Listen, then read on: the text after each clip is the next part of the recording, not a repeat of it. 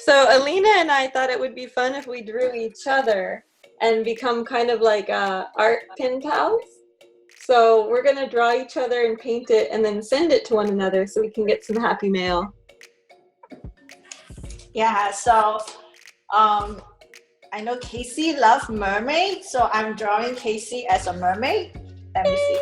I started out in the industry as a 3D animator, and I work in games, TV, a little bit of feature freelancing in the past. My last job is a 3D story artist for Lucasfilms on the Clone Wars. And then after that, I leave the studio and decide to do my own thing. So a few years into that, now I'm making children's book for living.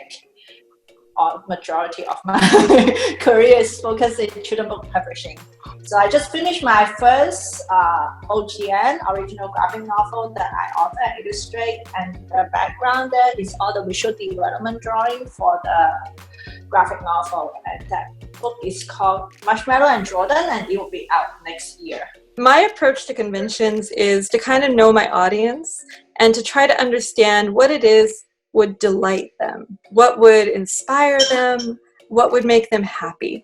And so I pretend like I'm going to that convention, and I kind of ask myself, what would I hope to gain by going to this? Like with CTN, usually people who are going there who are younger are, one, looking for jobs. Okay, maybe I can't offer them a job right now, but I can offer them something lovely to hang in their space to inspire them while they're working. Maybe something that's like inspirational, something that feels viz-dev-y and animator friendly, and feels happy, and something I would want to put in my studio space, But if it's like a Harry Potter convention, that's a niche that I've rolled in for a while. It's those conventions. Then I think, I'm here for fun. I might want to see something kind of sweet or silly or very lighthearted. Nothing that's too, nothing that takes itself too seriously, Just fun. So I did like silly little pictures of characters with their pets, and that worked really well for that audience. I even used to go to My Little Pony conventions, and there they didn't even really care about my art. They just wanted to.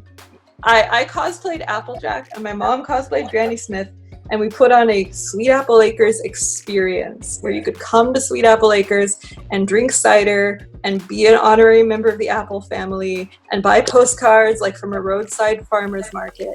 And we made it an experience, like at Disneyland when you go to meet the characters. And that was what they wanted, And so I try to incorporate decoration in the setup that kind of speaks to the kind of fantasy I'm trying to give people.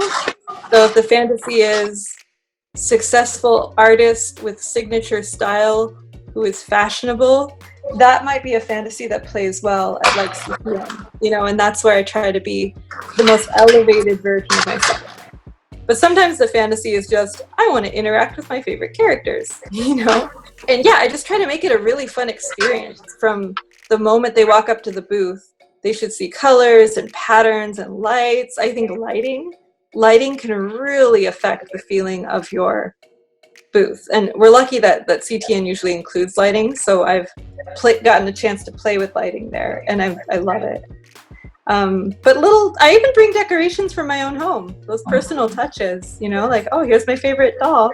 She's part of my set now, And that's something I think Alina does really well too, is bringing herself into the convention space. It feels like Alina's space. You can present exactly the same stuff if you just throw it on a table and sit down and don't make eye contact with anyone. You will not get nearly as many sales as if you set it out nicely with care and love and maybe a theme, and you stand and greet your guests and smile and engage them in conversation and make a memory.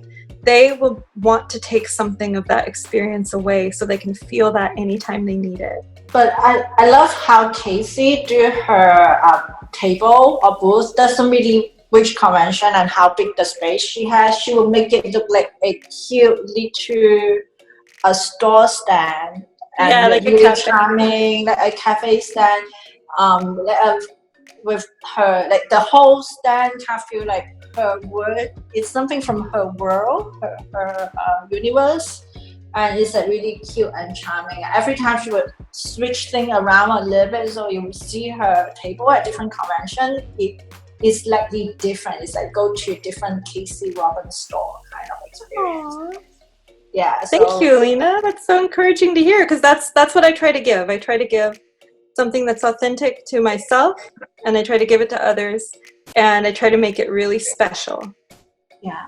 That's a huge way I built my following.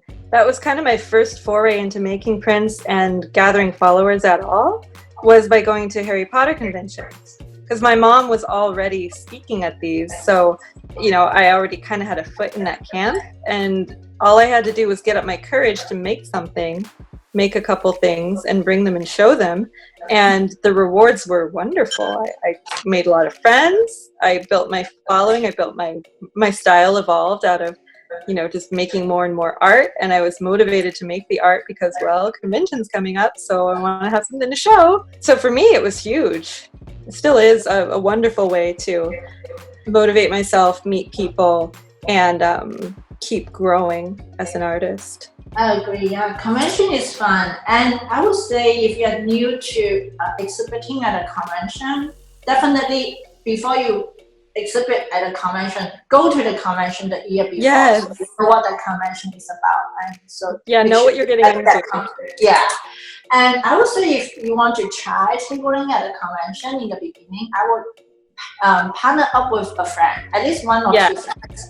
So that would keep the cost low, and you don't need to feel too overwhelmed. You have to make tons of stuff because it gets very expensive if you have to make everything yourself. But then if you partner with your friends, everyone has a little area on the table, so you can make a little less stuff, and you can you'll be a lot more less stress, and you have fun. You have friends to hang out and help each other.